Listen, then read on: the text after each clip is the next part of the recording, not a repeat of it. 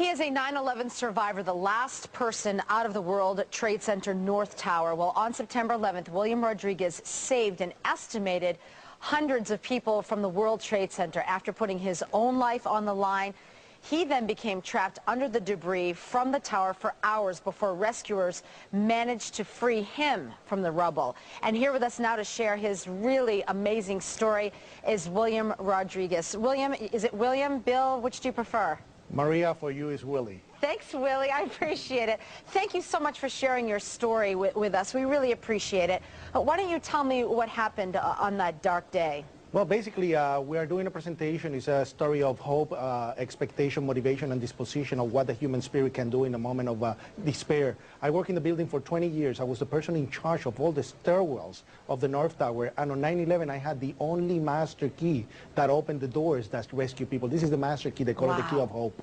And basically, I was a janitor. Like I said, on that day, there was an explosion on the basement. And this is prior to the building got hit by the plane. And then the plane hit, and then there was a series of explosions afterwards. And a person comes running into the office saying, explosion, explosion, explosion. His skin was pulled all from his armpits all the way to the top of the fingertips, and pieces missing off his face, and then it was total chaos. I started putting people outside the building and went back inside 3 times, basically rescuing people from the basement. And then at the 3rd time, I just went with the master key and I started opening the doors for the fire department so they could actually help people to escape from the stairwells. At the very last moment, there was a person on a wheelchair that needed to be basically given first aid. As I brought him down, the building started to collapse. Actually, I got him to the lobby. When I put him on the lobby, I went to set up an ambulance, and the building started to collapse. And I saw a fire truck, and I sleep right under the fire truck, and the building basically buried me. And I survived under the rubble. Everybody else died. Oh, my God.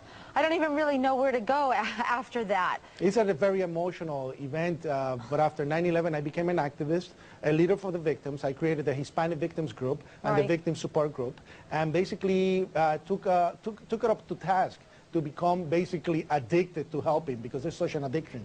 And I started working on basically every legislation and every program available to help the victims during that time. Willie, have you met any of those people who you helped rescue, whose lives you saved? Yes, I actually met so many of the people. There were many encounters done for national television. The thing is that most of those encounters were done for the Latino news, Univision Network International, Telemundo Network and National, and they were basically shown all over the world, but basically most of the stories, the big stories, were not actually presented to the national media here in the United States. Well, but yes, I have met them. You just presented your story so incredibly. You've been to the White House 5 times.